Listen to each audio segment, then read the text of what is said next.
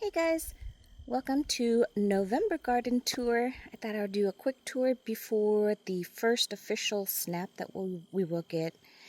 Tonight it's supposed to get down into the 30s, and then tomorrow and the next couple of nights it'll get down into the 20s. So I think all of the perennials are going to die back, and the annuals will, of course, completely die off. We'll start off in the garden by looking at this garden bed, and then we'll swing around to where the hammock stand is over there and go all the way around, and then we'll circle back and get the center flower bed over there. I think that'll probably be the easiest. So on this flower bed you will see the abutilon. This is the Chinese lantern, tiger stripe abutilon. This is one of the few names that I will remember. I have several different varieties of abutilon. Most of them I cannot remember the variety's name, but this one is probably one of my favorite. Look at this beautiful looking flower. And it flowers really prolifically. So the origin of them, they came from Brazil. I had somebody comment on it, and thank you so much for the information, but they are native to Brazil and of course cultivated all around the world. They are considered an annual in my zone. I garden in zone 8A. They need at least 9 or above, but I'm hopeful, look at this, I'm hopeful that they will winterize over if the ground doesn't freeze, and then they'll die back and then come back again. The height of them, they can get very large. If you leave them so that they never die back, they can grow almost into 15-20 feet if you just let it grow. But because it dies back in my zone, it probably get to about 6 feet. I would say right now this is fully grown from the ground just this year. It's probably reached about 6 feet tall, and it pushes new branches up all the time, giving me flowers. This one I cut back really hard, and you can see all these new shoots coming. Of course, they're going to die back with this cold snap, but you can see new flowers are forming on each of these stems that it's pushing out. So this is the old one here that I cut back right here, and then it's pushing out all these new growths. You can see here they've got little tiny flower buds. So if there was enough time and we didn't get a whole cold snap, it would probably continue to grow and flower just like this one. This one is really pretty. I'm really enjoying it. The flower lasts usually a day and then they die back. But it's so prolific that you don't really miss that. But look at the striking color. I love that color, and then underneath this little ball bell shape. This one is hanging perfectly. So it creates a really, really beautiful interest in the garden. The color, and it attracts hummingbirds like crazy. They love it, and that's part of why I planted right here. It is kind of a tall structure to be kind of the main focal point over here. But because it attracts the hummingbirds, I love just sitting on the front porch and just watching them come from one plant to the next. I would imagine there is a lot of nectar, which is what they need. Look at this one, is barely opening. Probably will snap, freeze by tonight, won't open, but generally this one will open by tomorrow. And this bloom, of course, is for today. But even with its own tree, you can see the different variations of color, because here's a new bud. It's really veiny and more yellow. And then you've got this red one that's aged. And then, of course, you got this, tiger stripe orange color. So that's one of my favorite. Underneath that, I have a cathedral bell. This one is like 6, actually, this one was. I tried to cut it back a little bit after it was done flowering, but it looks like it's stuck on the stem. But this one has grown. This is a cutting that I took from another mother plant, doing great. I've got coneflowers. Coleus will, of course, die all the way back. They are annual. They won't come back. This pineapple sage may overwinter and come back pushing from the base, but it is an annual.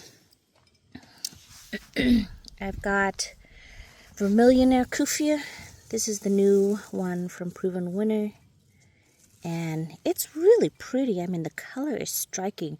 The purple and red, I love that color combination. It is kind of floppy as opposed to its sister Vermilion. Now I'll show you that one where it's more an upright habit.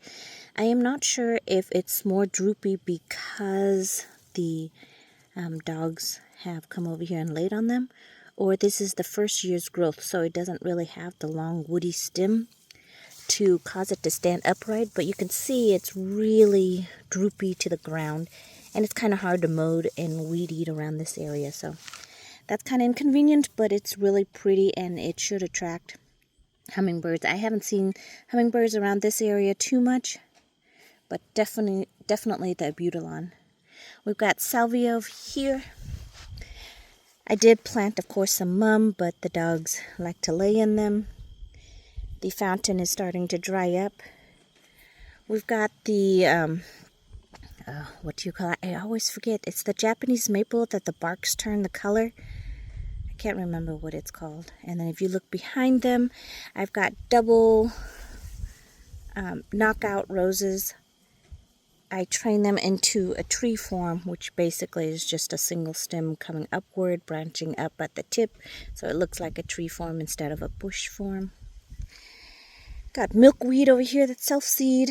They are very prolific, almost invasive, taking over the whole entire area.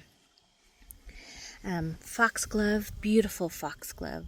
This is the only color I've seen so far, but I did self-seed a package.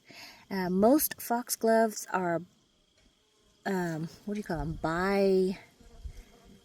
Not biannual. Is it biannual that they flower every other season? This one is supposed to flower every year, so I self-seeded these early spring, and you can see here they are growing and looking beautiful and striking. Some of the flowers have fallen off, and I did catch some of the pollinator, these bees here laying inside the flower, and I think some of them even crawl in there to die off. Oh, there's a honey bee. Oh, look, they're fighting for their spot. A honeybee and a bumblebee in there. So I'm glad to see the honeybees. I was telling you earlier, I've rarely seen honeybees. Look at this one. It looks like he's kind of met its end, hanging on. But this is the only color of foxglove I have in the garden so far. I'm hoping to get more different varieties, but this color is really pretty and very beautiful next to the blue salvia. I've got two different kinds of salvia, and I do apologize, I don't know the name. I think this is either Play in the Blue, Rock in the Blue salvia. It's the one that gets to almost 4 feet tall and 3 feet wide. It is marginally annual, or is it marginally perennial in my garden? So it will die all the way back, but it will come back if I don't have a harsh winter. So it did come back for me this year. I'm hoping next year will be the same. But this year I think we're getting more of a cold front than last year. So we will see, because I've noticed some of the trees are turning bright colors, and we didn't get that last year. This is another different variety of salvia, but it's more of a shorter mounting habit. It only gets to about 2 feet by 2 feet. So that's why I have it mainly in the front. And when I was doing the cutting, I didn't realize, but they do look the same when they're really little. So I think this one is going to get too tall, but you can see I planted it in the front thinking it was this one in this size and this variety. So next year, if it pushes this tall or even taller, which I think it will, I'm going to have to move it to the back of the border as opposed to the front.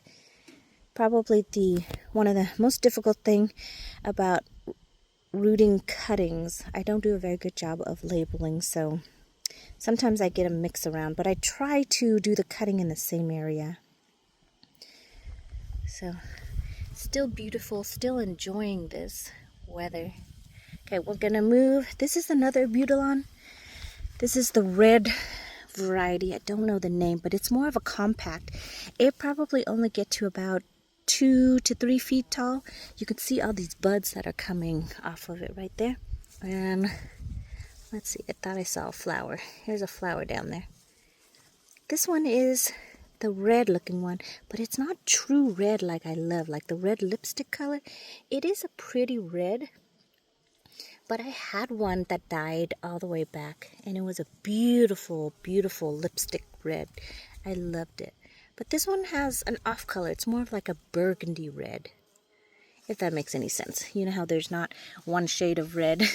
So this one is doing really good, and I've got I think this is sedum, more of the compact ground cover.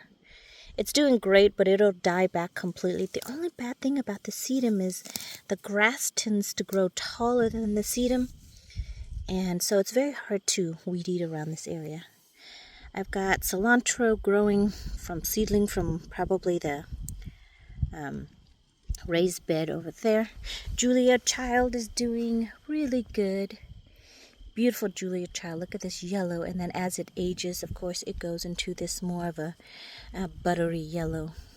I am trying to train this one into a standard, but when you are training things into a standard, it'll push new growth from the base, and you have to come in and prune it off.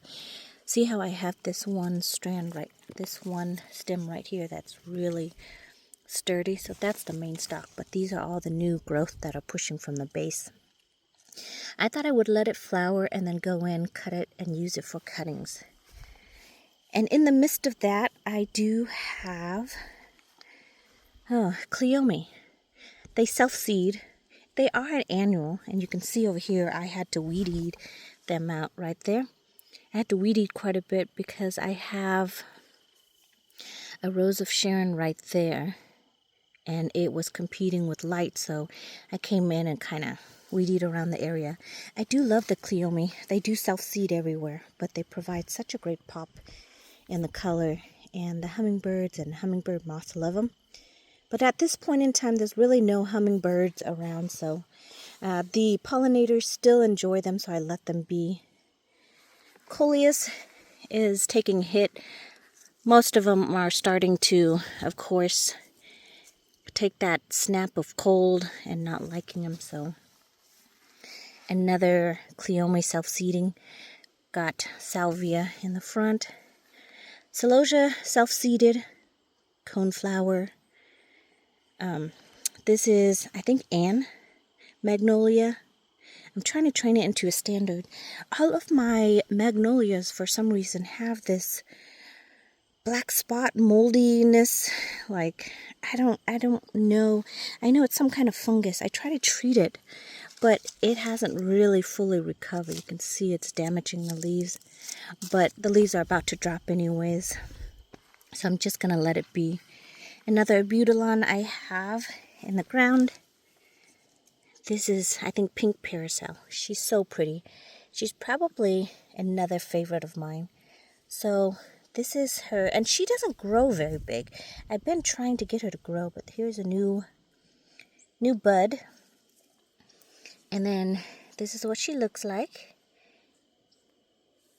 That one might be an aged one, but this one is when she's fully opened. But she's so pretty. Like, I love that. I love that color. It's like another Barbie pink. I love my Barbie pink colors, I guess. Double Delight Rose. Miss Molly. And I've got this cherry tree. It's 4 different varieties grafted to one tree. Bought it from fastgrowingtree.com. It has not produced yet. This year it did flower just a little bit, but the flowers never took. It's been in the ground for probably a good 2.5, 3 years now. So I'm not sure. It's just taking up real estate space at this point in time. We're going to give it another year, and then we'll move all the trees over to a different area. I know that's the one of the future goals. We're just not sure yet when, because we'll need to get an excavator to kind of clean up all the land to the way we like it.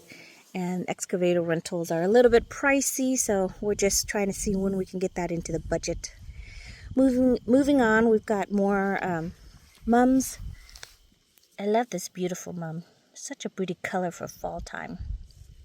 Another patch of sedum, looking great. Celosia self-seed. I rooted some more Abutilon. This is the tiger stripe one, and put it down into the ground, so hopefully it'll do well. It looks like the alliums are starting to come up because the weather is a little bit cooler. This is the time that they start popping up and growing. They love that cooler weather, so we'll see how well they do this year. And then on the back side is more double knockout roses, still looking great. This is a Miranda Lambert. She always looks stickly like this, like she doesn't have any growth at the base, but where she is up here, she has some. I just contend with that black spot issue, but I love the flowers, so I keep them around. Another Abutilon, and it looks like this one's flower drop, but I've got a little bud here. This one, this is what the flower looks like. It looks like it's closed, but it's actually on the inside. It has like multi-petal. Let me see if I can open it up so you can see it. But all the other ones are single petal. This one is really intricate, whereas, sorry, I can't seem to be doing this on the inside, but if you look on the inside, it's got multiple flower petal. So it's kind of unique. I wouldn't say it's my favorite. It doesn't do anything for me. The color is kind of mute. It's kind of pale pink, but it's just another variety that's really cool to have. Phlox is done for the year. It was really pretty prolific. I've got some cuttings of, this is another Vermillionaire. Now this one is, excuse me, from cutting. I took several cuttings of it and planted them along here. Here's another one over here. This one's doing much better than that other one, but it doesn't have any flowers on it. And also over here. Ouch. Oh look, there's a little grasshopper. Oh, it hopped away. So this one is another one from cutting. Planting over here a lot just to attract more hummingbirds this coming springtime. And then if you keep coming along, more salvia. Another mum. This one, I'm not liking this white mum. It almost looks dirty once they're done flowering. I don't know, we'll see. And then, I can't remember what this purple flower is, or purple leaf flower. If you can remember, please put it in there. These are little ones that I got from my sister in Texas, but I think they're called like oxtail something, I think. I can't remember now. Sorry. So many different names. Another Cleome, self-seeding here. This is the big Granny Smith apple tree, and it does need to be pruned back to keep it in check and balance for the area. I do need to prune it back because I've got the Eden pink climbing over here. The rotation of the sun, of course, now it's getting more shade than it should. But when the sun is more high in the sky, it gets full on all day sun. So I'm hoping springtime this will provide an amazing, wait, I'm going to train this one back a little bit. So it's supposed to kind of, I'm trying to train it on this cow trellis, cow panel, so that it'll keep climbing up and eventually it'll climb over. And then the last variety of Abutilon is this yellow looking one. You know, this one, I didn't think I would like it. And to be honest, I planted it in the ground thinking if it dies, you know, oh well, if it lives, then it was meant to be. But now that it's in the ground, I'm really loving it because it's the only one that provides a multi-colored dimension to it. What I mean by that is, beforehand, it was just yellow. Like, here's the yellow flower, and it goes and it opens to yellow. and then it dies off. But for some reason, just now, and I don't know if it's because of the cooler weather, it is perfectly, beautifully yellow on the inside. And then on the outer part, it's pink. So it's got this two-tone effect. See it? Yellow. And then you've got this beautiful pink color contrast on the outside. So you're almost getting two different colors for the price of one. Isn't that beautiful? Like, if you look from the underneath, it doesn't even look like it's any other color but this yellow one. And then once you really let it just droop, you got this undertone. So I'm hoping that it'll be big and gorgeous in this area so that you can see, you know, the flowers that open up, that's yellow, and then the outer petals that are pink. So it's really small right now, but I'm hoping it'll grow. I might come in and take some cutting before the cold snap just to have that. But it's so beautiful. And that goes to show you in your garden, when you plant a flower, give it a little bit of time, give it a chance, and it might surprise you. I was surprised by this flower. So we're going to go over to the next garden flower, and this is the double knockout roses. I mean, this rose here, I pruned it hard and it flushed out, and it loved me even more than just the ones that I nilly-willy just kind of deadhead. So I definitely would recommend a hard prune back once they get situated. Right now it's still flush, still beautiful, so I'm not going to prune it back. But once it's all done, just go in, give it like, probably take it down to about half its size, which is what I did. And you can see this is where the old growth is, you know, where I cut back. So it has actually double in size from where it was when I prune it back. Definitely needs that prune back for the vigor. And then I planted a salvia next to it, and I love the two color combination just between the blue and the pink. It's so striking. And then behind it, I have my first beautiful double angel trumpet. And you see that? I'm gonna kind of come around this way so you can see it a little bit better. But I took down all the big leaves at the base just to give the flower some more room to grow. But you can see all these new buds that I don't think is going to form because of the cold snap that's coming. This one is barely pushing out, but they're really hardy and dense in there. Which, you got to understand, they almost look like just one single, but underneath it on the inside when they open up, they have to have room to grow two. So see how this one has one layer flower and then the second one, so that's why it's considered a double. So pretty, so unique. Got some more over here. So this one has been really exciting to watch. I got a cutting from a nursery guy in Texas when I went to, it's called First Monday, which is weird because they have it at the first weekend before, the first weekend of the month. So it goes from like a Friday, Saturday, and then they close out on Sunday. So it's not actually on a Monday, but it's called First Monday. Don't ask me. It's Texas. We'll let them be. There's a good explanation for it, but I won't go into details because this is more of a flower garden show. But it looks like this one fell off before it got to maturity. But I think it's really unique. Look at that, how it looks before it comes out. And the color is really pretty. I thought this was a yellow variegated variety, but you can see it's coming out as pink, and it's remaining pink until it dies all the way back. I do have that pink variegated variety that goes from yellowish to white to pink. Okay, so coming around, we've got some fruit trees in the background. Got some apple. I think this one is a red delicious apple. That's a Honeycrisp apple. And then of course I got the pears. And then a couple more trees, but we'll go through them. So over here, I've got coneflower, but I think this one's diseased because see how it's all gnarly and not performing very well. So it's got some kind of fungus. I've had this issue for about a year now, and I've literally had to dig up the whole root ball and move it away.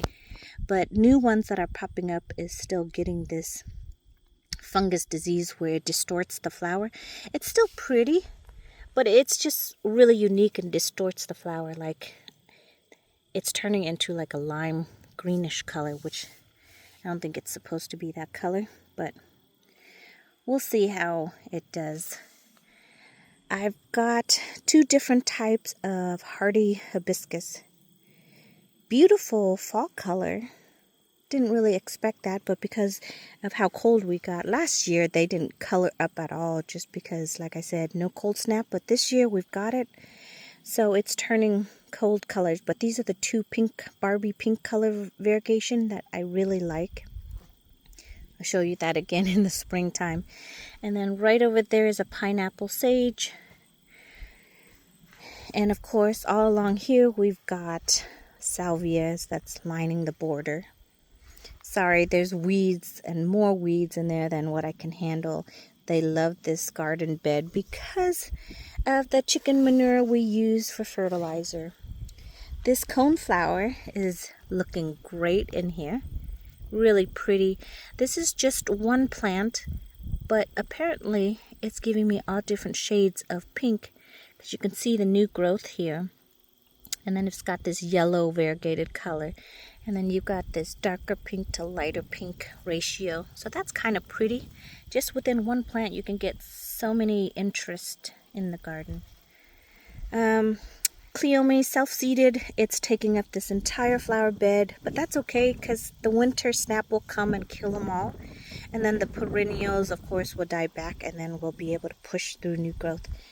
I do have a Texas sage in here, right here, and the leaf structure is supposed to be a little bit silvery. It's not liking our hot humidity. Texas has hot humidity too, but they have more of a sandy loam, so the water drain. I have clay soil, so you can see here it is struggling to grow. I might have to just dig it up and move it somewhere else. So you gotta just try it, I guess, in the spot. If it doesn't like it, move it. It's okay to move it. Calla lily, beautiful calla lily, but it's just foliage. I've cut back several. I think all along here is supposed to be calla lily bulbs too. The hard thing about bulb is you wait for it to flush, and it only flush really once. And then once you cut it back, you want to plant something else in there, and then you've got like double planting of flowers. So it's kind of tricky. This is a beautiful, look at this fall interest. Isn't that beautiful? So it's got your 5-star. Look at that. It's a star, and this name is a Texas star hardy hibiscus. I was able to grow it from seedling, and it grew, it flowered. I have some previous video for that. I took some cutting just to see if I can root them, but I didn't realize that they would turn into such a beautiful fall color to really enjoy. Oh, there goes one. Kind of reminds me of a sea star. That area right there is really messy, but it's supposed to be the bee balm, this red variety you can see there, and it actually grew to be like 5 feet tall. So I did cut back some, transplanted some, and it just sprawled everywhere. So we'll see what it's going to look like next year, and then we might have to come in and just remove it all except for one little area and then plant something else there, because it's kind of just messy. Like, this whole area is messy, but I'm just going to leave it be. This is another magnolia. This one is doing a lot better than the previous one, but it still has the moldy spot on the leaves you can see here. Didn't really flower last year. The flower buds died off, so we'll see this coming year if it will survive. I've got a Chinese viburnum back there. It's stressing. It was in a bad spot where I think it was starting to develop root rot, so I had to move it over here. And I should have really pruned it back to half its size, but it already has set buds for the spring flower that it's going to go, so I didn't want to cut it back. But I might inevitably have to cut it back just because it's stressing so bad. The bees and pollinators are still going wild, trying to get that last food in before the frost comes. Up here, 2 pear trees doing great. You can see the buds on them, truth be told. I do need to come in and prune them back, but see all these fuzzy looking things? Those are like buds that are setting for this coming year. Mums. This one I bought from Walmart. Don't know the variety or anything, but I put it into the ground after it flowered. I think this is the 2nd year it's in the ground now. And it is prolific. It's so beautiful. I'm going to show you an area where it's so pretty. I actually pruned quite a few of them back. Let me take you to where there's a load of it. And it actually shocked me at how prolific it bloomed. But it's very floppy. So over here I planted some mums just to create another border. And look at that. Isn't that crazy prolific? See how the actual plant is over there, but it's like probably 2 feet tall. But it's very floppy. So I think what I should have done was chop it back instead of letting it get so leggy. Because if I had done that, I think it would keep it into a shorter habit and flower a little bit more. But, I mean, look at that. Isn't that crazy? Like the amount of flowers on that. So pretty. I mean, that's the wow factor I want in the garden instead of those little mums. So I'm going to take a whole bunch of cuttings of these, grow some more, and next year plant them all along so that fall time comes. That's what I'm going to be looking at, is this mum here. So planted that there. Sorry. Now coming back to the other flower bed. I have little nooks of flower beds everywhere trying to make this area beautiful. On to the next part. So you'll see spots where it's sparse, but there's either bulbs in place or I just need to do a better job of spacing out my plants.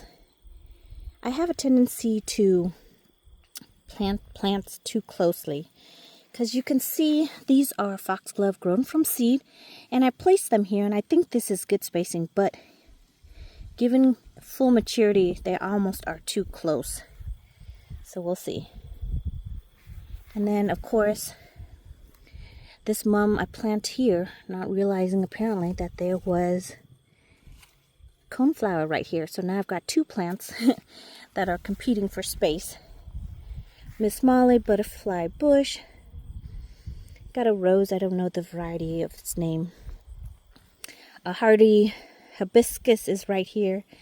This is probably one of the only thing I don't like about the hardy hibiscus is when it dies back, you have this whole empty space area to just look at, and it's unsightly. But I can't really plant anything too close around it because at maturity, it's about 5 feet to 5 feet span. So if I plant things in it, it will suffocate when the hibiscus push out, or it will compete with the hardy hibiscus. So you kind of have to pick and choose your battle, I guess. Or plant something, I guess, in front of it maybe, so that it flowers, so you don't have to see the unsightly area. Behind this peach, which I'm not sure what happened to this peach tree, but look at the trunk. It looks like a deer or something scraped against it. That's not me. Usually I'll come in and accidentally scrape something, but I don't think that's me, and it's weird. It's only like right to there is where it's damaged. So I'm not sure what that's all about. But I've got 2, oh my goodness. Why can't I think the name of it?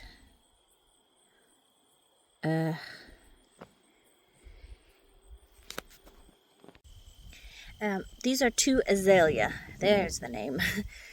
Sometimes it's like literally the name is on the tip of your tongue, and sometimes it just doesn't roll out. So these are two different azalea I planted over here in hopes that the peach tree would give it some shade. So I think that'll be a good spot for them. And then Japanese maple. I planted another different variety of pineapple sage. Trying to attract more hummingbirds. I've got coneflowers down here. More foxglove. Let's see, what else? Celosia over there. I believe that is a limelight hydrangea in the intermix. Got a pomegranate over here. Angel trumpet. Look at that angel trumpet. She's like probably 8 feet, 10 feet tall now. This is the yellow variegated variety. It's doing a lot better now that it doesn't have the elephant ear to compete. But this is the yellow variegated variety, doing really good. I'm reaching tall to look at this flower. But the cold snap will come in and it'll take it. This is when you do not cut the spent flower, it forms a seed pod. But they root so easily from cutting. I prefer to do cuttings than seed pod. But look at how big this seed pod can get. Like, look at that. Isn't that crazy? This is a seed pod. That's interesting. Usually I deadhead the flowers so they don't form seeds. Okay, so here we go. Back to this flower bed. We have an evergreen. Let me see if I kept this. I did. It's an emerald green arborvitae. So this one is supposed to get to be, I think, 10 by 10. Oh, 12 to 15. So 12 to 15 feet tall. So that'll be nice eventually when it gets to be that big. That'll be pretty amazing. Right now I bought it probably in a 1 gallon size at Home Depot. I just planted in the ground. So I do expect it to not do too much this year, next year, but the following year it should just leap and grow. Let's see, what else? We've got butterfly bushes kind of lining along here. I decided to transplant and move the butterfly bushes in the center of the flower bed as opposed to the front. I did have them at the front, kind of like this one over here. And the spacing is just wrong for it because it gets so big that it just can't be in the front of the border. So moving the butterfly bush back. This here is the vermillionaire. Beautiful, beautiful classic vermillionaire. Hummingbird attractor, pollinator attractor, and it is healthy and beautiful. Probably 3 by 3. And I placed it, of course, when you purchase it, it's only in a gallon size. It's like barely even 6 to 8 inches. So when you place it in the flower bed, you're thinking it's not going to get more than double its size, but it's like quadruple its size. And it's like on the front border of the flower bed. I would like to move it, but it's pretty developed and happy where it's at, and I don't want to disturb it because it's marginally cold hardy, meaning if we get an extreme cold front, it may not come back. It's an annual. It's treated as an annual, but this one came back for me.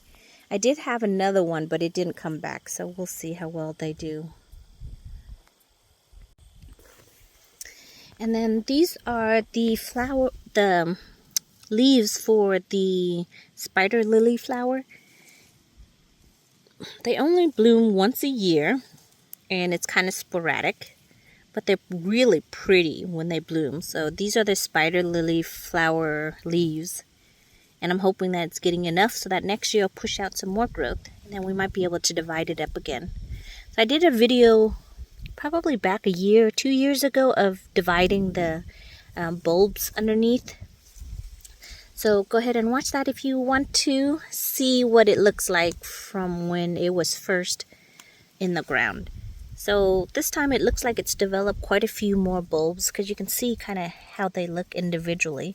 So here's a plant here There's one here and one here. So there's at least 3 clumps of bulbs in here in this one plant.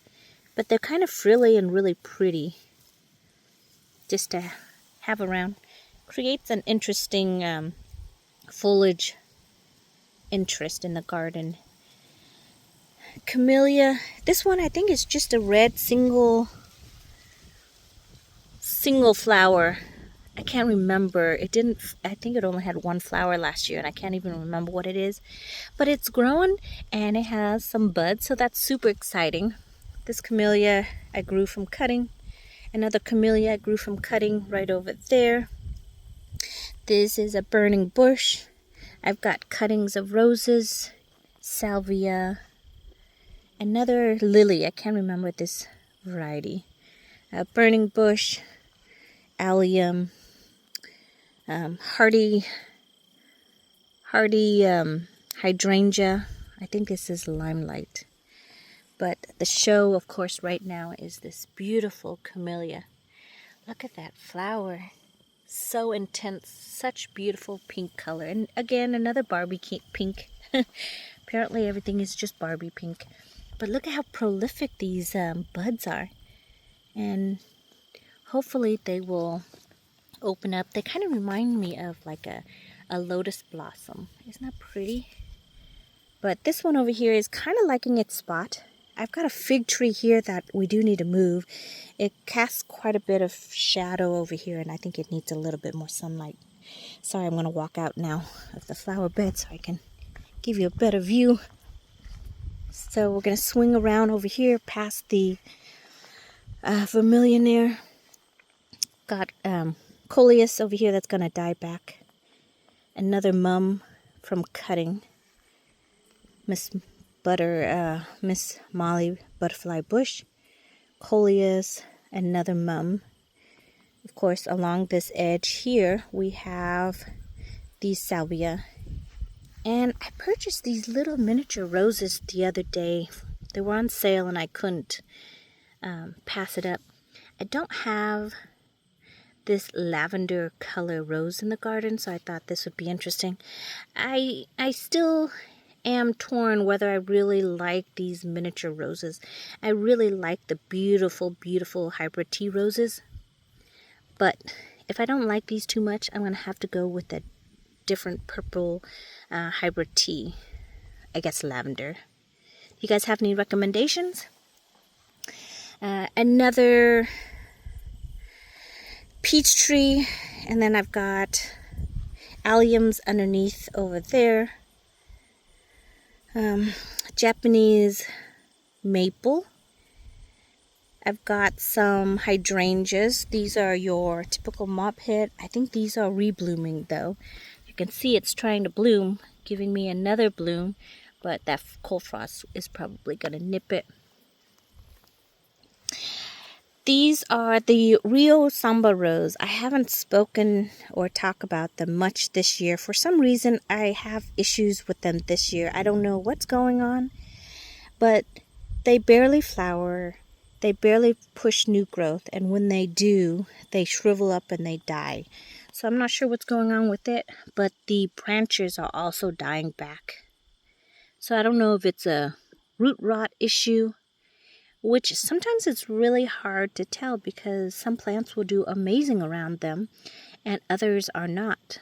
So like here, the buds will form and then they just dry up and then they die off. So I'm having a hard time with them this year as opposed to every other year when they're beautiful. This is where I had three butterfly bush. They're like more of the smaller variegated one. Actually, it's 4. I think there's 1, 2, 3, 4. And I pruned it hard, cutting it back because it was getting kind of too big for the front border. But you can see it's pushing new growth at the base. So that's what you want. Sometimes if you leave it and let it get too hard and woody, it won't send out new growth. So sometimes just need to go in there and give it a hard prune back before it gets too woody. So you can see here, it has new growth coming out right there and right there. So that's kind of what you want to see, is the new growth. Coleus will die back. Got Miranda Lambert, salvias, more, of course. This one I have a hardy hydrangea, and then your mophead hydrangea. And then if you recall, this is the bed where the infamous red Midnight Marvel hardy hibiscus is. And you can see I have to leave this area because she gets to be that big. I've got some fruit tree back here, one of which is a grapefruit, not doing so well. And it's so thorny, you guys. Look at this grapefruit plant. Like citrus, for some reason, developed lots and lots of thorns, but not as much as this grapefruit plant. So it's producing fruit, but it's not viable fruit. I don't think it's gonna get to where I can eat it and enjoy it. I don't think this plant is going to stay. I'm gonna give it another year, but with all the thorns, it's very difficult to get in there.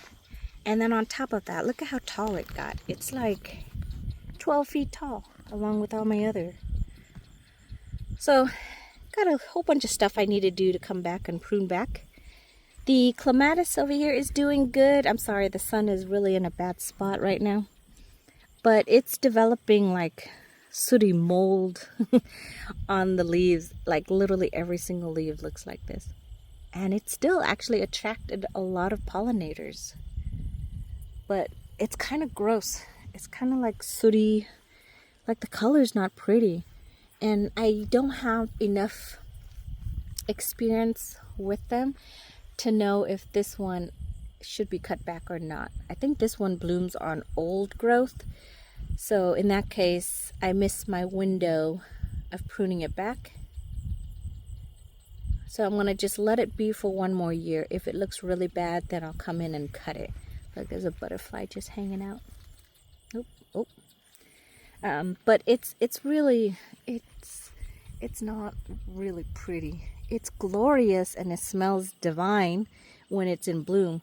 But it does provide a lot of habitats for the ladybugs. Look at them. They like to eat the aphids and all the small soft body stuff.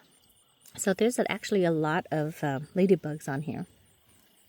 And then coming over here, we still got this angel trumpet, the yellow variety over here.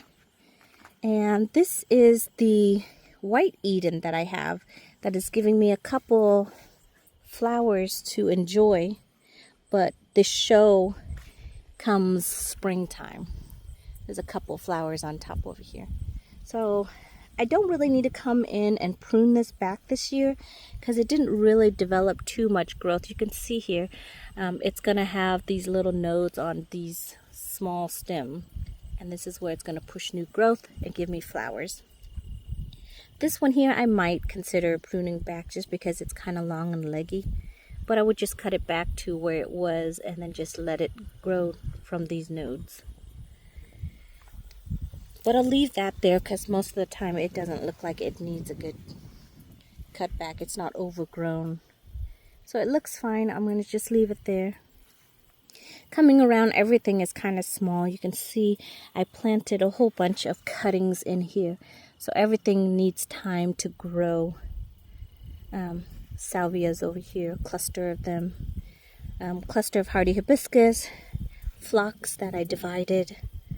So just things that are kind of small. You don't even see it. It almost blends in with all the weeds, but give it time. In the springtime, it's going to be glorious. Got another arborvitae over there. I think that one is the North Pole arborvitae. And then the chase tree behind it. Sorry, it's zooming out.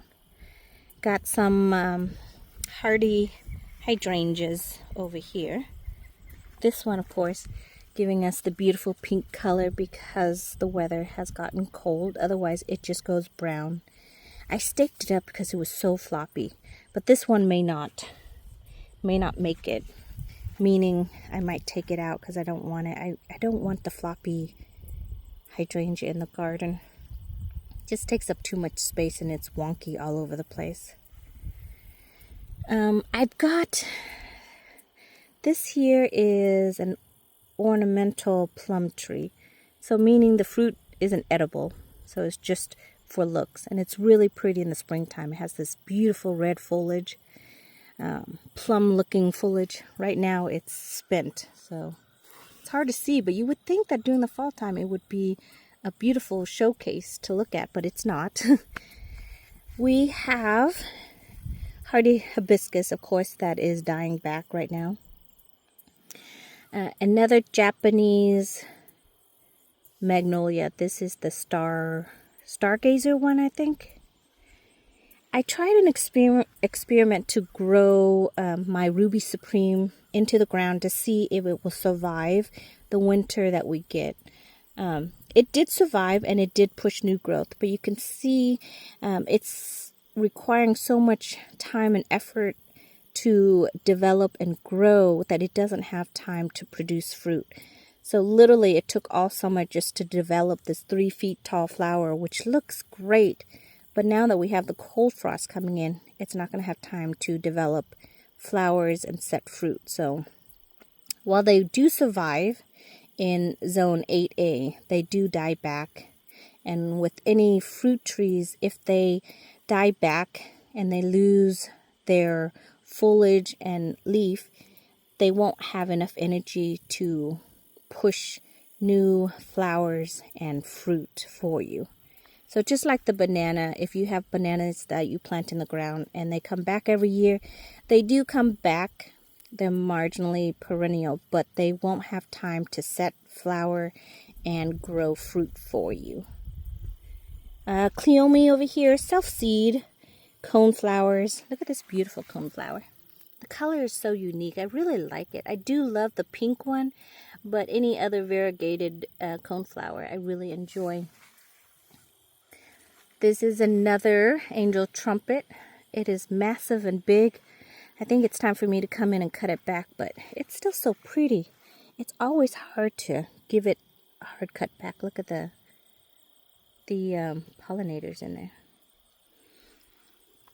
Always hard to cut back, but I've got salvia, not salvia, this is pineapple sage underneath. It's doing good, but it needs more sunlight than what the angel trumpet is giving it. Another, let's see, this is the Japanese maple. Really like this variety. I don't know what it is, because I think it grew either from seedling or cutting, and I don't have the mother parent name. But it's really frilly. It reminds me of like feathers. Can you see that?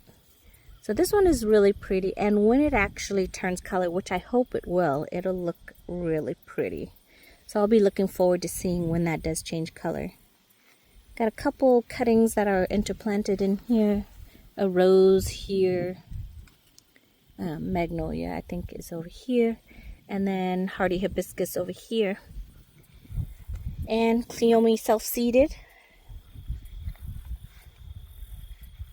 I got a fly that just literally flew right into my eye. It's amazing how they know how to fly directly into your eyeball. I'm sorry. Okay, I think I got it. This is a chase tree that I'm training into a standard, but I'm thinking it might compete and override this area for this Japanese maple. So I might cut it back and just let it be in a bush form, because I want this Japanese maple to grow and flourish. And it struggled this whole year because between that bush and this fig tree, it just kind of was like just struggling to survive. And underneath here it looks bare, but I actually have bulbs, calla lily bulbs down here. So I think that's one thing I may change up a little bit. The calla lily bulbs are great, but they can't be a front border because half the year they look like this, like nothing. Like I missed a spot in the garden. So I think I might need to move the bulbs back and then underplant it like what I did with the salvias in the front, because the salvia bloomed literally from early spring all the way until now. So I think that'll probably be a better use. That way it doesn't look so bare. On the other side, I did the Chelsea chop on those sedums. Those are the Autumn Joy sedum. They grew to be like 3 feet tall, 3 feet wide, really massive. I was going to move them. You can see it's pushing new growth now, but I think I'm going to leave it there and then do the Chelsea chop again so that maybe they don't flop so much. Maybe I'll like them a lot better. Let's see. This one is a hardy hydrangea, Pinky Winky, I believe. Another hardy hibiscus, self-seed, milkweed. I think this is a Pinky Winky that I'm trying to train into a single trunk into a standard, but just a shorter, more compact. Double Delight, not Double Delight, Double Knockout Roses. And then we've got, of course, coneflower in this flower bed that looks really tired, but I'm leaving some of the flower seeds, for the birds, and they're still flowering, so the pollinators are still coming around. And you can see over here, Coleus is taking a bite. I planted another seedling of foxglove and hope it'll do well. And then we've got this tree that is the peach. We'll see how well they will perform this year. I keep trying to give them, it's hard to grow fruit tree because it takes them so long to grow and bear fruit. But they need a good at least 2 to 3 years to really be established to the point where they can produce good, edible, viable fruit. So that's why I keep saying 1 more year, 1 more year. And then I'm going to just go in and cut them all back, I guess. Let's see. This is another yellow variety of angel trumpet. Along with coneflowers underneath, we've got double knockout roses, coneflower. These are the pink variety that you generally see and have in the garden. I think that's really the native. Got a Japanese maple here. For some reason it struggled. It did not do well in this area, so it might either needs to be moved, or I think I just have too many things going on around its root ball. But it's supposed to be a bloodgood, I think. So you can see in the sunlight, look how pretty that is, if the sun reflects through it. So not sure what we're going to do there. Salvia, pineapple sage, coleus, and underplant in here are bulbs and coneflowers. This is the coneflower bed. It was really pretty in the springtime. We've got the angel trumpet. This is the pink variety. She's doing good in here. I think I might like pink and red a lot. Miss Molly, of course, is pink. Mums are pink. Roses are pink. Roses are pink. And coneflowers are pink. And if we actually had flowers and fruit on this pomegranate, it would be pink. So now we're going to go to the center of the flower bed. I'm sorry, this is a long garden tour. We've got Cleome. Cleome's loving this area, and it's actually just like overtaking the whole entire area. But this mainly is my hybrid tea rose bed. You can see on the outskirt, I either have coneflower, or it's a rose of some kind. So we've got this beautiful white rose. I'm not sure the name of it, I forgot. But this is just your beautiful classic white rose. Then I've got the Double Delight knockout. Double Delight. Then we got Julia Child here. And along the front of the border, I have, well, this one I just put down. But look at this beautiful miniature rose. Isn't that pretty? I don't think it will survive this area, but we'll see. And I've got 2 beautiful coneflower that is barely pushing, and I have to put a stick down because the dogs come over and they lay and they damage it. Classic coneflower is doing beautiful, still giving me another flush. Bumblebees are loving them. Coleus, that's going to die back. This is a Julia Child. Swing around this area is more newly planted stuff. I've got planted cuttings of roses here and here, interplanted by foxgloves. Another lavender rose. This rose, I did a video earlier of transplanting it. This is a beautiful, unique purple color rose. Smells divine. Beautiful smell. Look at coneflower with all those bumblebees on it. Got another rose from Cutting. Hydrangea, panicle hydrangea. I believe this here is the allium that's trying to push out. And then we've got this beautiful, beautiful cathedral bell rose. It's prolific bloomer. I love it. It's one of the few that does great in this area in the south. It does have a little bit of the black spots, but not as prolific as the other hybrid teas. This one can hold itself, so it is very prolific. Look at the beautiful flowers. These are buds. And it's almost like two-tone. See how, like, when they first come out, they're like this blackish looking.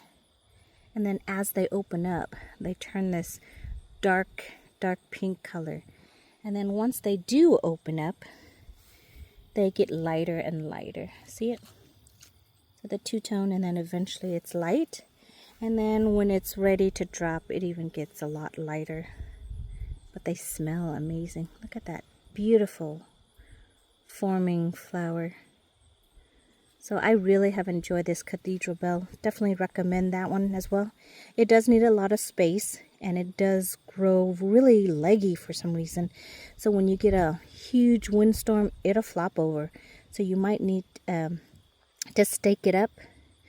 You can see this one, I'm staking it up with another flower, but this one was really floppy. I think this one is holding it right there. I got another beautiful coneflower, this yellow variety. This yellow color makes me happy for some reason.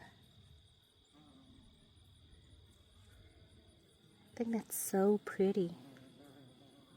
And again, it's almost like two-tone yellow.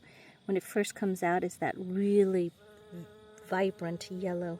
And then as it ages, it turns more into more of a mellow, mute yellow, butter yellow, I guess. And then this rose here is Miranda Lambert. It is completely lost by the Cleome. Generally, I would cut it back if it's like still summer, springtime, but because it's fall and winter, the Cleome is going to die back. So I'm just going to let it have its moment. And then once it dies back, I'll come in and I'll cut it back, because it really, the rose is what I really want to survive and thrive. So it really needs to not compete with the Cleome. But it's so beautiful. It's hard for me to get in there and cut it back. But this is my garden. This is a zone 8A. Oh, and of course this is the black tulip magnolia. I keep asking my husband if it has grown, if it's thriving or not in its spot. And to be honest, he says that it is thriving because it's growing. Well, it might be surviving because it's growing, but it's not thriving. Because the leaves are, you know, it has this sooty, moldy spot to it. And it has never looked luscious and beautiful like what I envision and what I picture. But it's surviving and it's growing. And he said to just leave it in there for a little bit longer and see what it does. So we're leaving it in there for another year or two and see. But when it flowers, oh my goodness, you guys. I hope I'm able to show you guys what it looks like when it actually flowers. It's this beautiful royal purple, like almost if it's in full bloom, dinner-sized plate flower. It's so gorgeous.